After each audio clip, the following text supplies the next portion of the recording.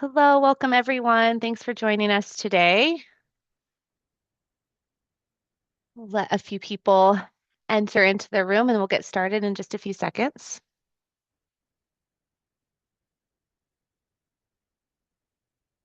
All right. Hi, everyone. Welcome to our first session of day 3 of Dfinity Academy, where we're going to dive into mid-year essentials, everything you need to know to keep your retirement plan on track. I'm Ashley Schuhart. I'm marketing manager at Dfinity, and we're so glad you could join us today. Before we get started, just a quick housekeeping note.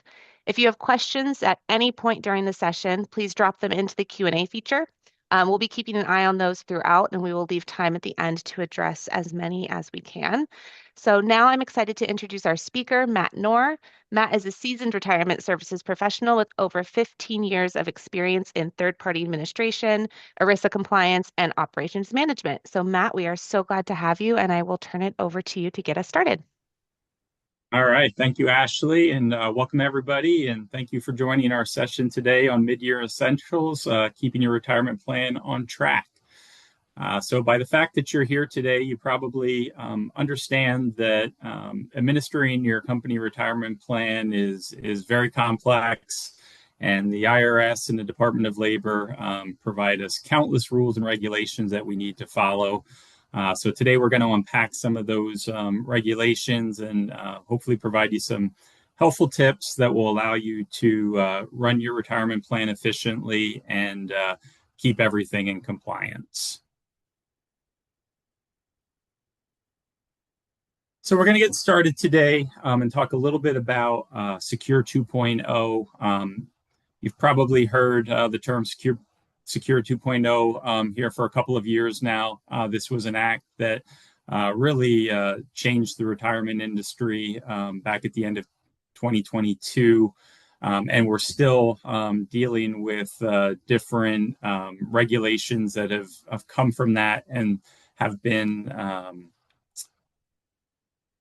become effective, at different times. The latest one that's providing a lot of changes to the retirement plan industry is this new rule regarding Roth catch-up contributions that went into effect at the beginning of 2026. It was originally supposed to go into effect a couple of years prior, but they did push it back because it is such a big change and it took a while for plan sponsors to be able to, administer this properly. So beginning at January 1, 2026, the Secure 2.0 Act requires Roth treatment of catch-up contributions to highly paid individuals. So a highly paid individual is someone that was identified as someone who earned more than $150,000 in FICA wages in the prior calendar year. This is a new term that was introduced by the Department of Labor and IRS. This is different than a term that you may be familiar with that we often use called highly compensated employees or HCEs, which is a term that's used for testing purposes in the retirement plan.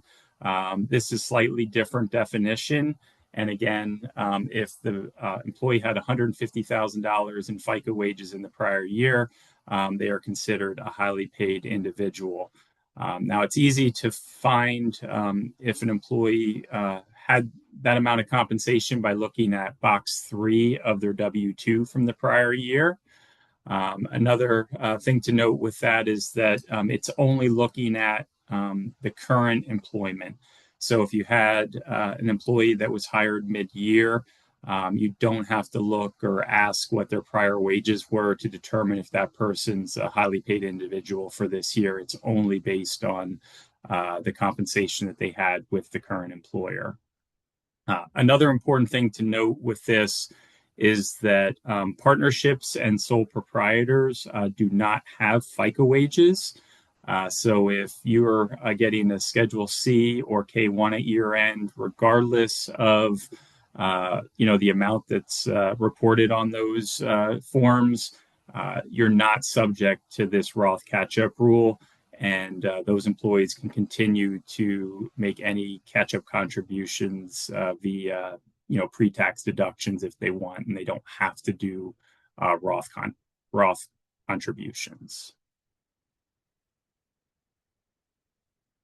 So as we were going into January, we were getting a lot of questions, if this was an optional provision or if, plan sponsors had to adopt this. Because regardless of whether a Roth contribution is being made voluntary by the participant or if it's a requirement under this new rule, the plan document must allow for Roth contributions in order for you to be able to contribute them. Although this is an IRS mandated change for all retirement plans, it's not an optional provision per se.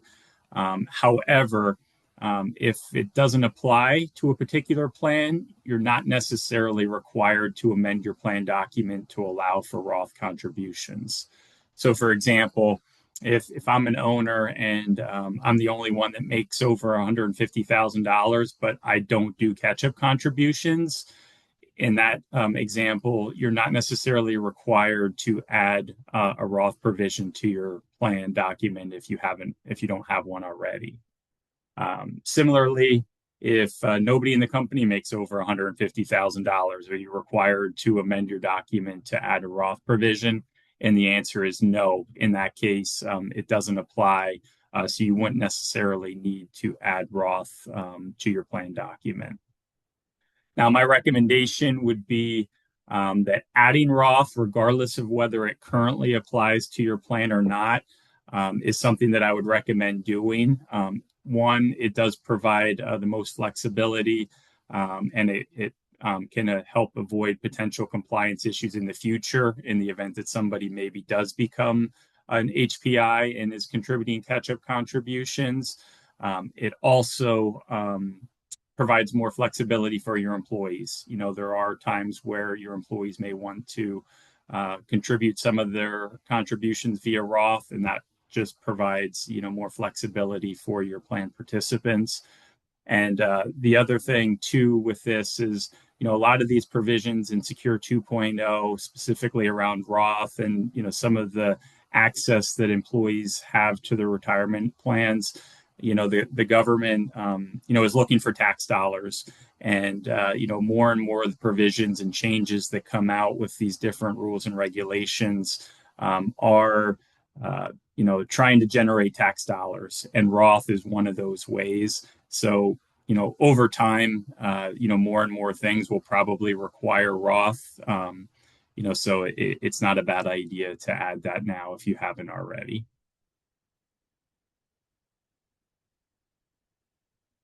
So if you haven't already identified who your HPIs are, or this is a new concept to you, how do we go ahead and prepare for this change? Well, first and foremost, you obviously want to identify who your HPIs are. So look at last year's W-2s, box 3, and any of those that have over $150,000. Those are going to be your highly paid individuals. Want to make sure that you're communicating these new rules to those individuals, especially those that are already or have been contributing catch-up contributions that are, age 50 or over, that are eligible for those catch-up contributions. And then you also want to reach out to your payroll provider. Many of the payroll providers have updated their systems where you can flag these individuals in the payroll so that when an employee hits the 401k limit for the year, it'll automatically either stop their deductions or automatically switch it to Roth so that you're not running into any compliance issues where you're taking pre-tax money when it really needs to be Roth because they're a highly paid individual. Similarly to that, when you are submitting your contributions to your record keeper, you want to make sure that you are segregating those contributions out between Roth and pre-tax. Most times, a lot of the record keepers, you're uploading a payroll file, an Excel file, or a CSV file through their website. There's typically going to be, a different column that you're going to report your pre-tax contributions in versus your Roth contributions.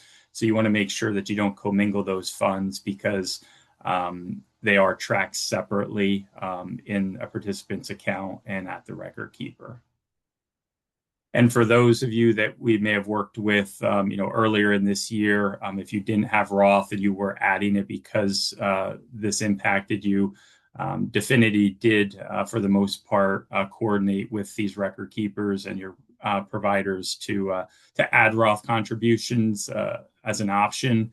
So but if you do have any questions, certainly reach out to your retirement plan consultant here at Definity, and they can make sure that you have everything on track and ready to go in the event that you have some of these HPIs. Another newer provision for Secure 2.0 that's been in existence here now for a couple of years, but doesn't often get talked about a whole lot, is higher catch-up limits for those age 60, 61, 62, and 63. So very specific age group that this applies to. It was effective for plan years beginning January 1, 2025. So again, it has been in existence here for a couple of years, but it's a good reminder that people that are in those age groups at any time during the year are eligible to contribute additional funds than the normal catch-up limit for the year. When it came into effect in 2025, the limit was increasing at 150% of what the catch-up limit was for 2025, which was $7,500, which made the catch-up contribution, the super catch-up contribution, $11,250 for 2025. That will get indexed year after year. And for 2026, they kept the super catch-up limit the same as it was for 2025. So the catch-up limit for 2026 is $8,000, and the super catch-up contribution for those 60 to 63 is $11,250. It's important to note that the Roth catch-up rules that we just talked about on the prior slides do apply to these super catch-up contributions. So if you do have a highly paid individual that's 60 to 63 and doing these super catch-up contributions, they would be required to contribute those via Roth as opposed to pre-tax. Slightly different than the Roth catch-up contributions is that this is an optional provision that plan sponsors could choose not to adopt. However, our default here at Definity has been to allow for this provision. The whole goal of a retirement plan is, obviously to save and to allow employees to save for retirement. So limiting them seems kind of counterproductive. So we wouldn't certainly recommend that you don't allow for these super catch-up contributions. But in the event that you do want to, it is an optional provision, and you can work with your retirement plan consultant, and we could change your plan document to not allow for that if you choose so. Another fun provision of Secure 2.0 that came out was this long-term part-time employee rule. And what this is saying is that plan sponsors must allow these long-term part-time employees to make elective deferrals as of the beginning of the year if they are credited with at least 500 hours in 2 consecutive years. So this is primarily going to impact plans that have that 1 year, 1,000 hours requirement to be eligible for the plan. Typically, that's been a popular plan design for the purpose of excluding employees that don't work 1,000 hours and more part-time employees. But with these new long-term part-time rules, this supersedes any eligibility requirements that you currently have in your plan document. So in the event of those 1,000 hour, 1 year, 1,000 hour requirements, you do need to look at your part-time employees. And if they've worked 2 consecutive years where they had at least 500 hours, those employees do need to be given the opportunity to contribute to the plan. It's important to note that if you have any of these long-term part-time employees, they're not required to receive employer contributions. So you have to allow them to contribute their own money from their paychecks and contribute to the plan, but you do not need to give them any, employer match contributions, safe harbor contributions, profit sharing contributions, any employer contribution that you may be doing. Now, you certainly have the option to allow those employees to receive those employer contributions, but they're not required. Also, this rule does not impact employees that are excluded by job classification.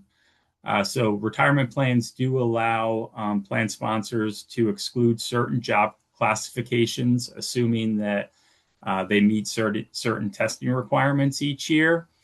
So, for example, you may have a restaurant and they have an exclusion for the cooks.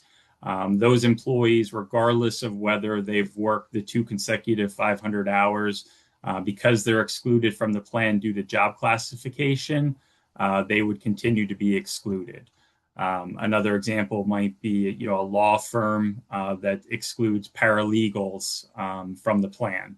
Regardless of the number of hours that those paralegals work, they would still continue to be excluded from this rule because they're excluded for job classifications. Now, you do have to be careful in that situation if you are excluding by job classification, and that job classification specifically applies to people that would be considered part-time employees.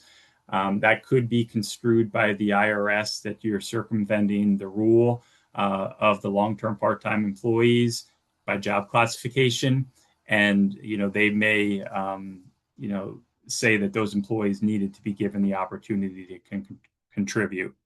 A good example of that might be, back to our restaurant. If you're excluding waitresses, and every one of them works part-time, that would probably be considered a way that you're trying to get around this long-term part-time rule.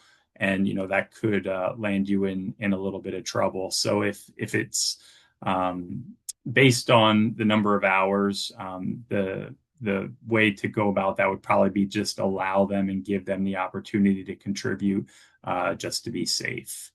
And I know that gets a little bit tricky at times. So if you are unsure about a certain job classification, certainly reach out to us, and we're happy to help consult and help you figure out the best way to proceed with that. So just to illustrate this rule with a couple of quick examples, Riley was hired on May 15th, 2022 as a part-time employee.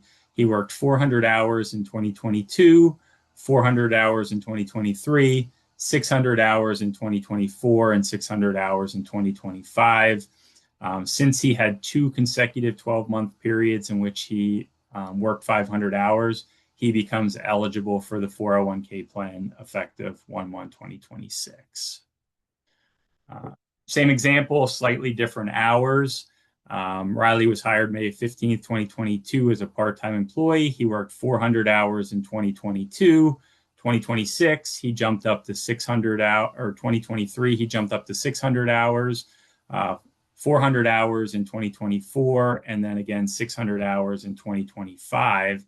Because it wasn't 2 consecutive periods where he worked at least 500 hours, he is not considered a long-term part-time employee, and he does not have to be given the opportunity to contribute in the retirement plan.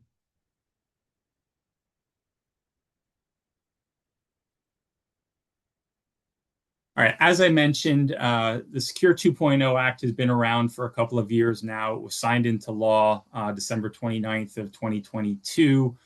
For these past 3 years, the IRS has allowed all retirement plans to operate under these new provisions via good faith will, and making sure that you're just following those under the rules and regulations that have been put out. However, as of December 31st, 2026, all retirement plans must adopt a Secure 2.0 amendment to put these provisions into their plan document. So just mentioning this because you will be hearing from Definity in Q3 and Q4. We will be preparing those amendments for your plan documents, and we're going to be sending those out, assuming we are responsible for your plan document. We'll be sending those out for signature for you to make sure that you adopt those timely, according to the rule of it having to be done by 12/31 of 2026. All right. It's always good to make sure that you review a couple times a year what the annual limits are, so that you're maximizing everything that you can out of the retirement plan. So there's the chart that you can see for the last 3 years. But for 2026, the compensation limit is $360,000. So regardless of any amounts over 360,000, they cannot be taken into account for any purposes in the retirement plan, calculating match contributions or profit sharing contributions, anything like that. Probably the most critical limit that's important for everybody to know is the 401k deferral limit, which for 2026 is $24,500. The total defined contribution limit, sometimes referred to as the 415 limit, is $72,000. So that $72,000 includes the $24,500 401k limit, plus any additional employer contributions like a match, a safe harbor contribution, profit sharing contribution, etc. No individual can have more than $72,000 deposited into their account for 2026. The defined benefit limit is much higher. That is $290,000. The highly compensated definition, 160. Again, we talked about that a little bit earlier. That's different from the highly paid individual, where the highly compensated definition is 160,000, and that is determining who's a highly compensated employee for testing purposes that we have to do on your plan on an annual basis. The Social Security taxable wage base doesn't come into play a whole lot anymore in your retirement plan, but it does in certain instances. That's 184,500. And as we discussed, the catch-up limit for 2026 is $8,000. And if you are 60 to 63 at any time during the year, the super catch-up limit is $11,250. Another provision that often gets overlooked are required minimum distributions. So employees are required to start taking withdrawals from their retirement account at age 73. At one point, that was age 70 and a half, and it's creeped up to 73 over the years. And in a few more years, it'll go up a little bit higher. But as of right now, 73 is that magic number. And the first required minimum distribution must be taken by an employee by April 1st of the year after they turn 73, and then subsequent RMDs by 12/31 of each year.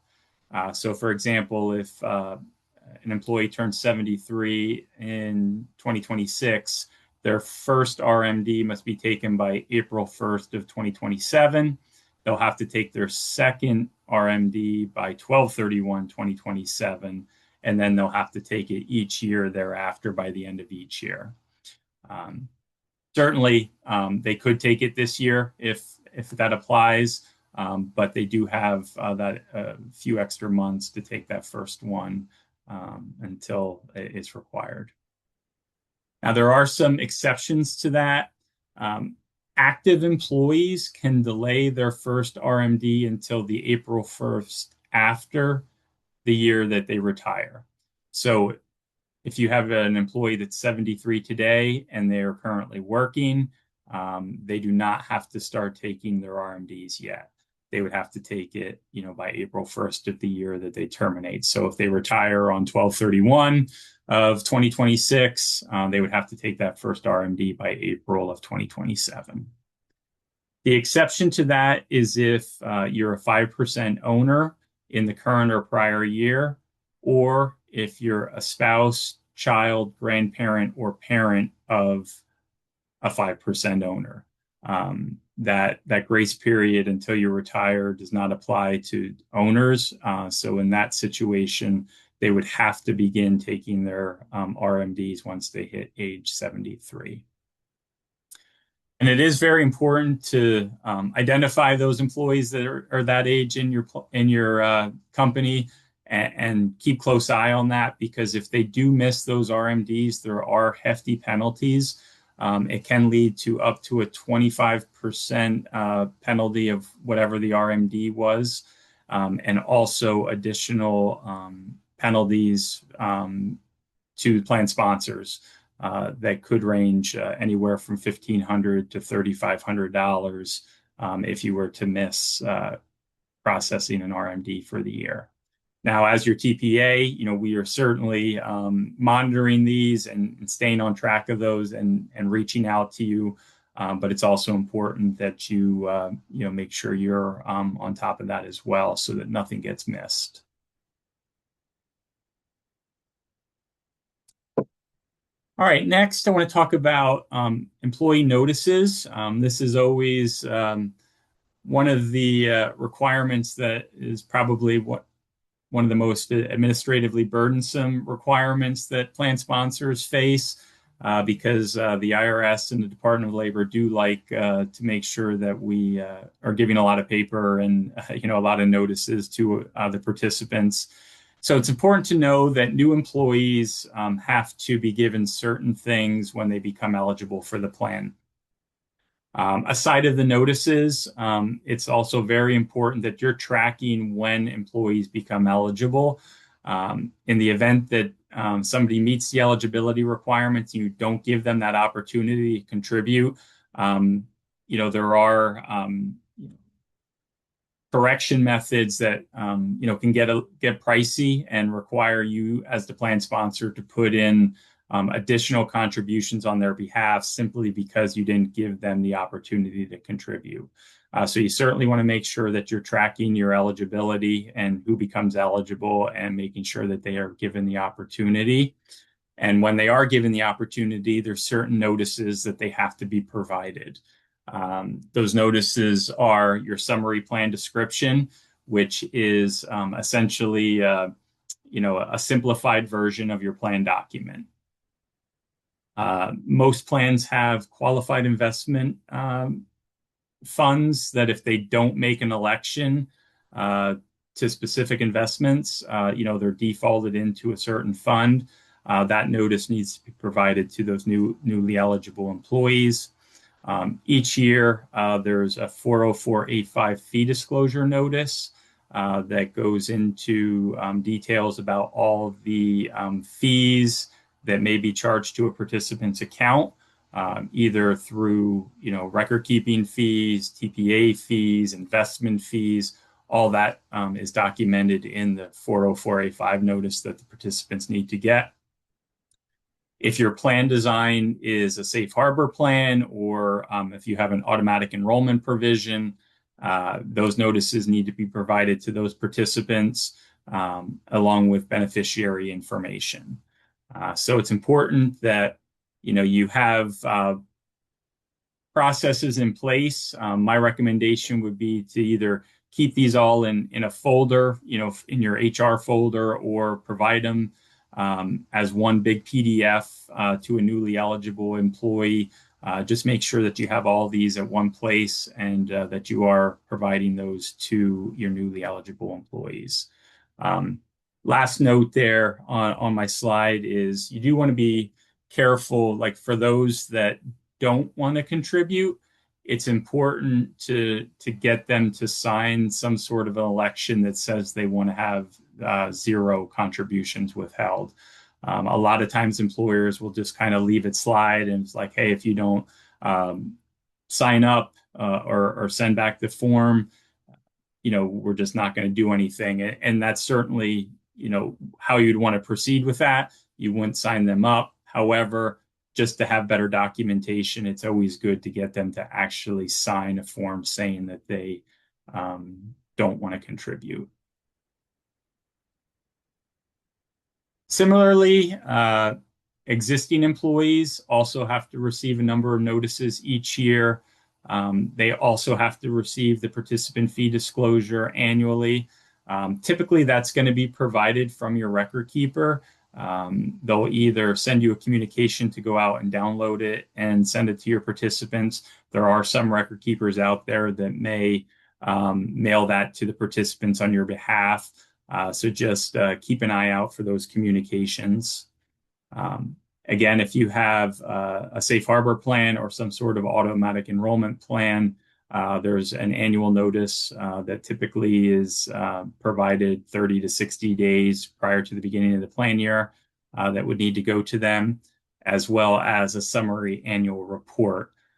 Typically, we're going to Definity will pair that SAR for you and provide it to you, and that needs to be given to all participants within 2 months after the filing of your Form 5500. So if you're filing, by 10/15, that generally would have to be done by 12/15. And that notice needs to be provided to all active participants, whether they have an account balance or not, any terminated participants with a balance, and if there's any beneficiaries in the plan that still have a balance, they would also need to receive that notice. Probably the biggest defect that we see in retirement plans is the timing and accuracy of deposits.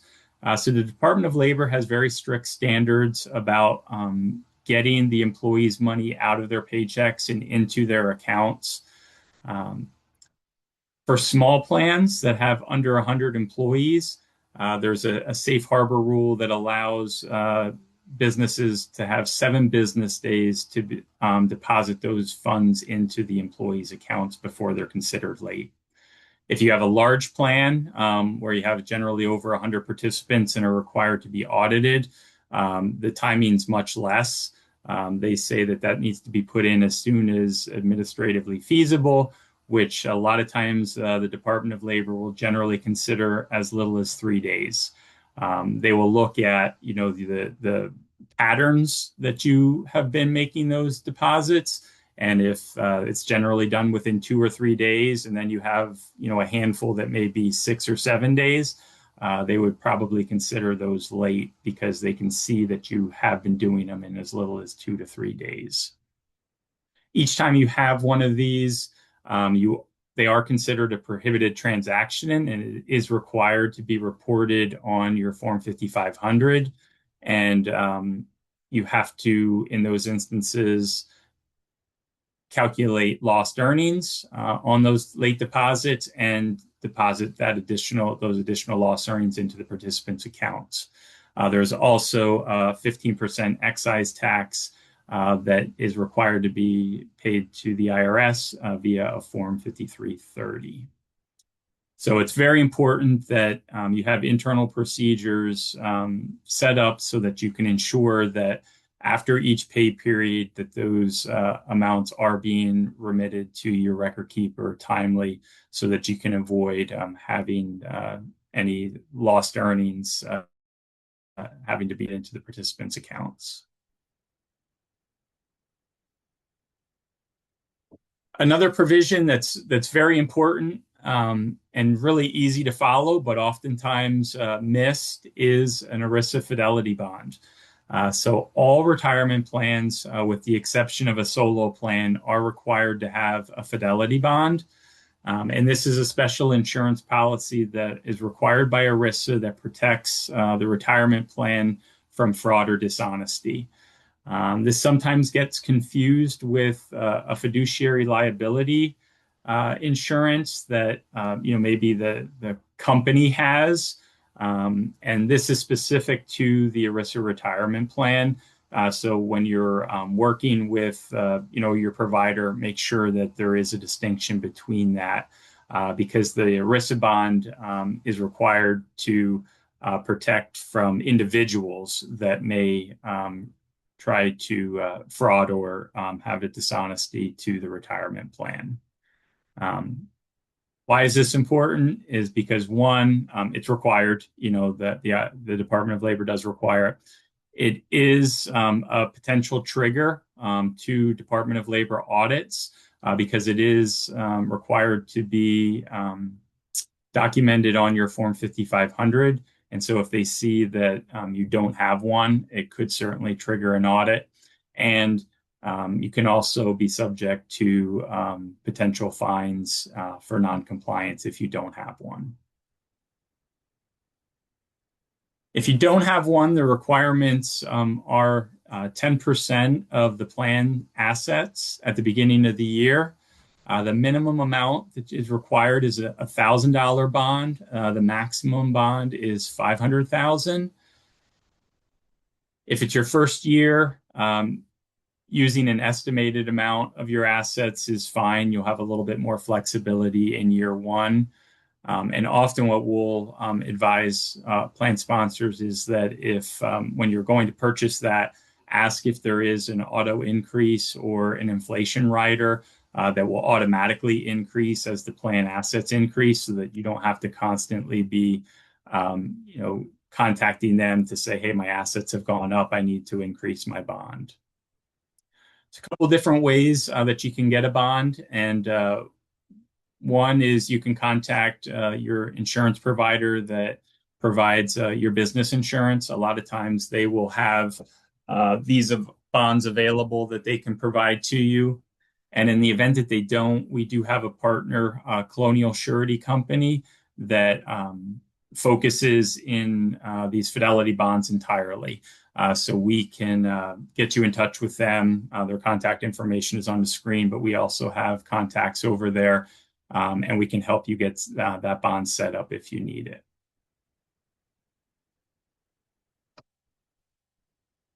At least annually, it's important that you're evaluating your plan design and making sure that it's meeting all of the needs for both you and your employees. One of the popular designs that we typically work with clients on is the safe harbor design.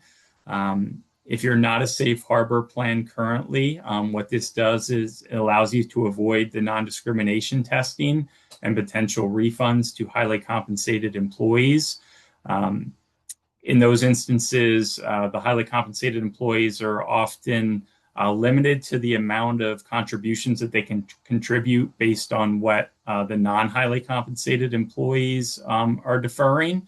But if you have a safe harbor design that allows your HCEs to contribute up to the maximum deferral amount, regardless of what the participation in the plan is. So that certainly provides a benefit to your highly compensated employees. Now, the reason why you can get around some of that testing is because there are certain employer contributions that are required in order to become a safe harbor plan. And that typically is some sort of matching contribution up to about 4% of an employee's wages. Or you could do a non-elective or a profit sharing contribution to all eligible employees of 3%. Those are the two most common types of safe harbor plans that are out there. So if we've recently gone through testing season, refunds to HCEs generally had to have been completed here by March 15th. So if you were a highly compensated employee, you got a refund and you don't want to in the future, a safe harbor plan design might be something that you want to discuss with your retirement plan consultant. Also a good idea to consider profit sharing contributions into the plan. This is a good way for additional tax deductions for the employer. Also, generally, when you do a profit sharing contribution, it allows the owners to maximize and get a larger percentage of the contribution than the staff. It not only benefits your highly compensated employees and owners a little bit more, it provides that tax benefit. And it's also a great tool for retention and for recruiting when you're offering profit sharing contributions to your employees.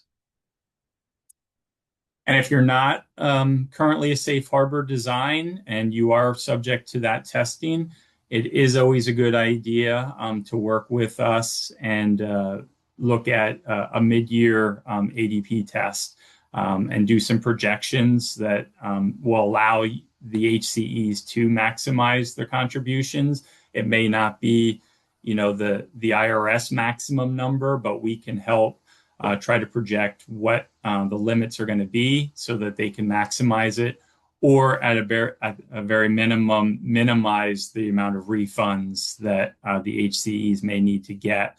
We may want to have them stop contributing before the end of the year so they're not just putting more money into their account that we know are going to get returned early next year. So certainly, if you're subject to testing, talk to your retirement plan consultant, and we can do some mid-year projections to make sure that we are maximizing the benefits for you in the retirement plan. It's also important to monitor your Form 5500 deadline. Now, as your TPA, we're not going to let you miss your deadline, but the 5500 deadline is 7 months after your plan year end without extension, and 9.5 months with extension. So that would be year ends or 10/15. And again, we will ensure that your Form 5500 is filed timely. But it's also at that time important to understand audit rules. So for those that are on the call that may be, a little bit larger plan, either close to 100 participants or over, once you reach 100 account balances in the plan, you are subject to an annual audit, which can be quite expensive. So what you want to do is try to minimize your participation in the plan as much as possible and avoid those audits. A couple of years ago, the rules changed on the audits, where it was just 100 participants that triggered it.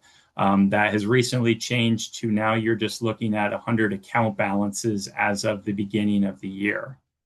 And if you were under 100 for 1 year and you go over, there is a transition rule that allows you to avoid the audit until you have 120 participants with account balance. So this year, you have 95 participants with an account balance, and then you go over to say 110 into next year.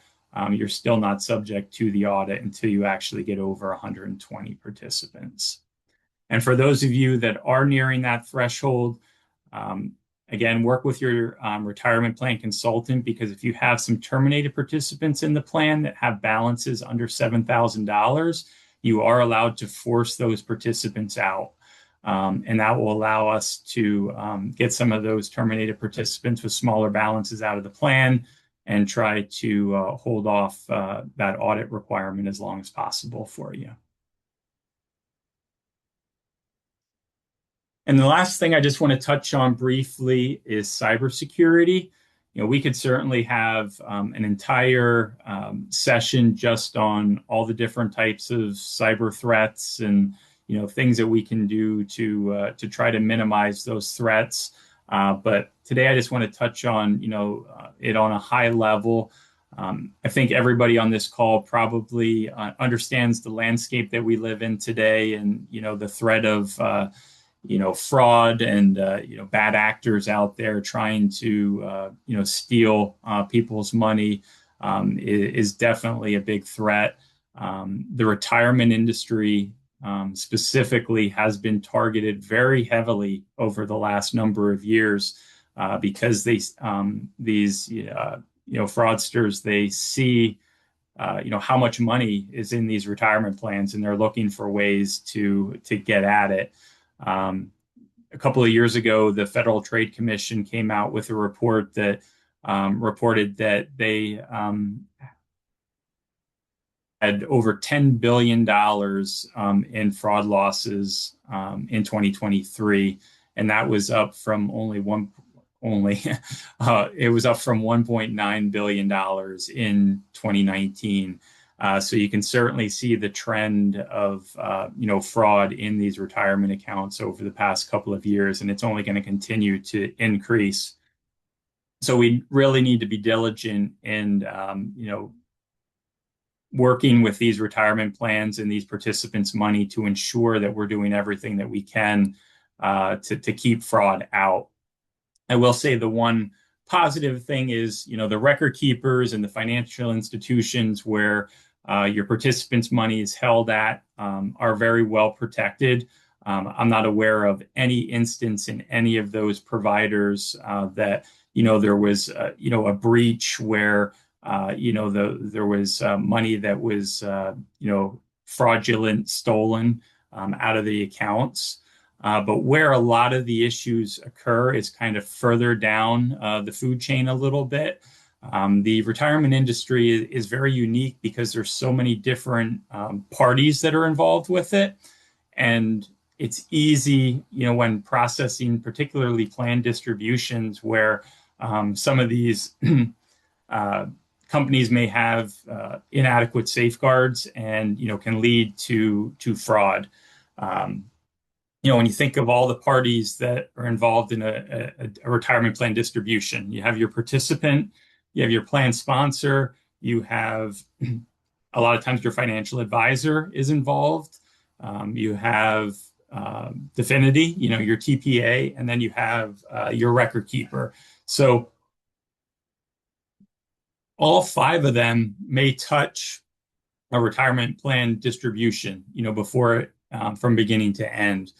So we got to be careful because a lot of times what we're seeing is the criminals will pose as a participant and they'll submit fake distribution forms and try to get that money out that way.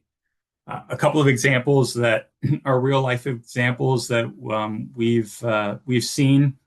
We had an example where somehow a fraudster, got some participant information. They realized or found out that they were a terminated participant in a retirement plan that, they still had money in.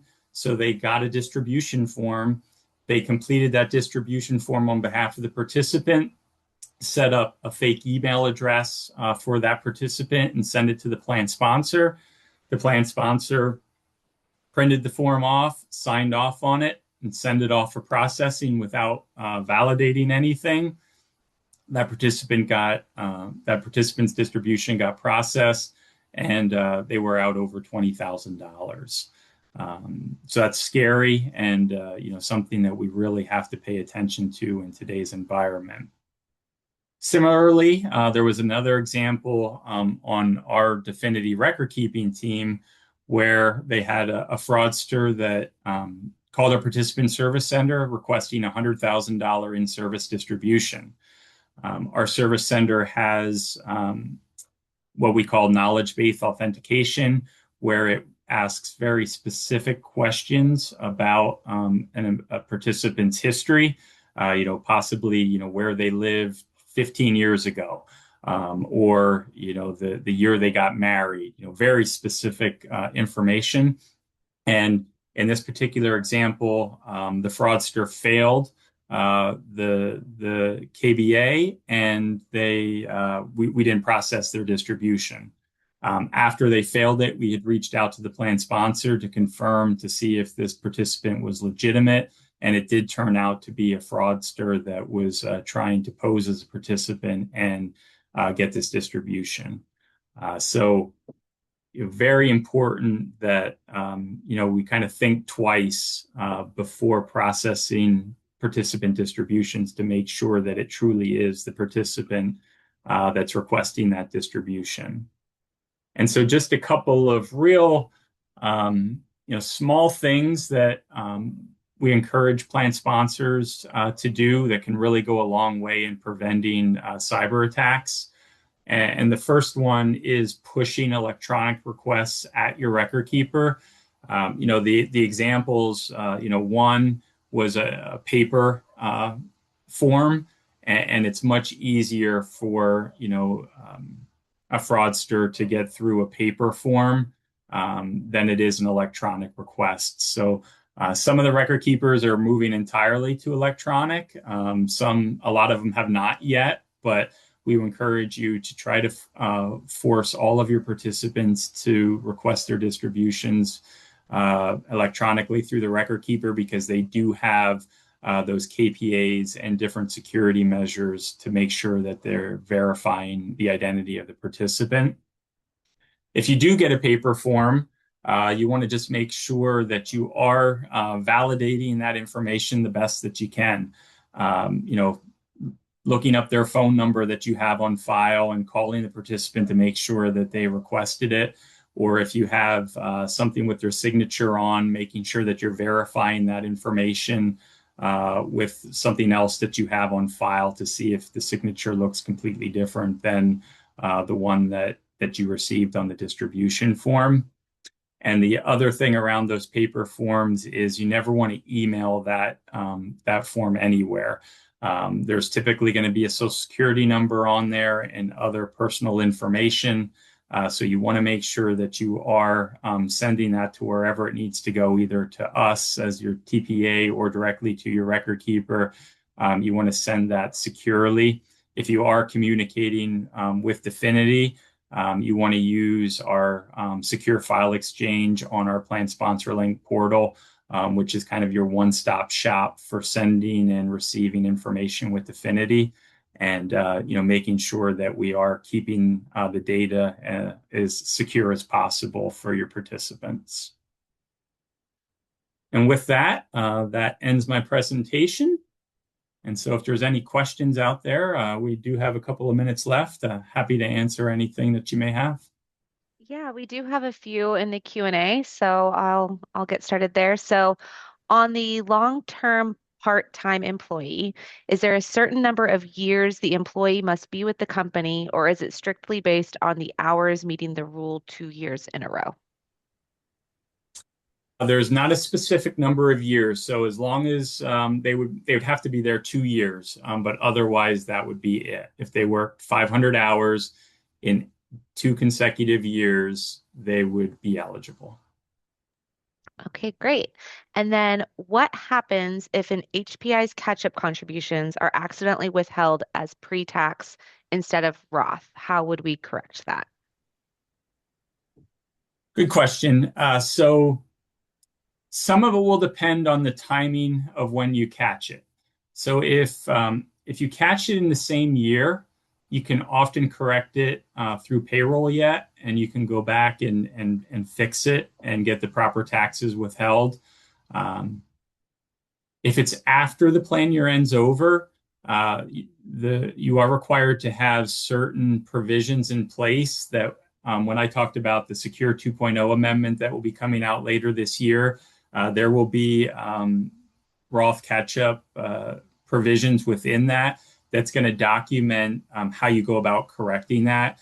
Primarily, what you're going to do is we're going to recharacterize that money as Roth, and the employee would then get a 1099 so that they can report that as taxable income on the year that we recharacterize it. So if we were to catch that, let's say the error happens in 2025, or I'm sorry, 2026, and we catch it next year as we're doing your testing, that would then become taxable income to the employee in 2027 if we're unable to recharacterize it we will recharacterize it as Roth money for 2027. Okay. And then if an employee meets the HPI income threshold mid-year for the first time, is the Roth designation required for any catch-up contributions within that same year, or can you wait until the next year to classify them as HPI? Sorry, Ashley, can you read that to me one more Yes, time? I will. Yeah, it was a long one. Okay. If an employee meets the HPI income threshold mid-year for the first time, is the Roth designation required for any catch-up contributions within that same year, or can you wait until the next year to classify them as HPI? Okay, got it, got it. You're always looking at the prior year. So if you're meeting that 150 threshold for the first time in 2026, that employee is not subject to the Roth catch-up rule. They would be subject to it in 2027. You're always looking back to the prior year for that $150,000 threshold. Okay, awesome. And then I have one more. We'll leave the Q&A open, but this would be the last one that I have.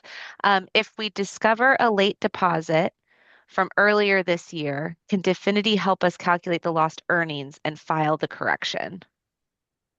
Yes, certainly. That is certainly what we're here for as your TPA. So if you do discover that an employee's contributions were deposited late, reach out to your retirement plan consultant and we can help calculate those lost earnings and give you the amounts that need to be deposited in the participant's account. And then we can also, or we will also prepare that Form 5330 that's required and included on your Form 5500 as well.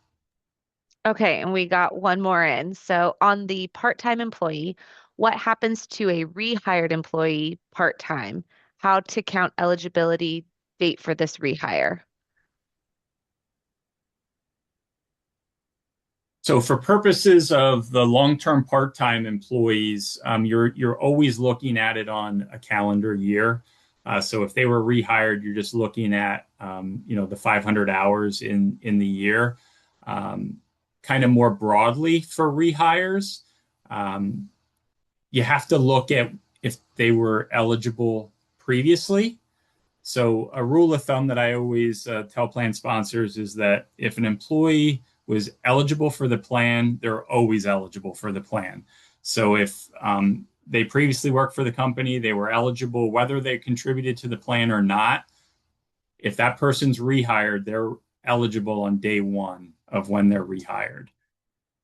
If they were not eligible before, they would have to then meet the plan's eligibility requirements until they become eligible or work the 2 years of 500 hours where they would meet the long-term part-time. I know that's complicated. That was a long-winded answer. If that didn't help or didn't answer your question, certainly you can reach out to us or reach out to your RPC and they can help walk through that in a little bit more detail. Awesome. Thank you. And thank you all for taking the time to join us today. Thank you, of course, to our host, Matt. You'll see a brief survey appear after the session. And again, once the Academy event concludes, we appreciate your feedback. It helps us to continue delivering education that's practical, relevant, and aligned with what works best for all of you. So our spring educational series finishes up today with how the role of a 316 fiduciary supports plan sponsors and how it can help reduce administrative burden and fiduciary risk. So please join us at 1:30 Eastern for that session. We hope to see you all shortly. Thank you so much.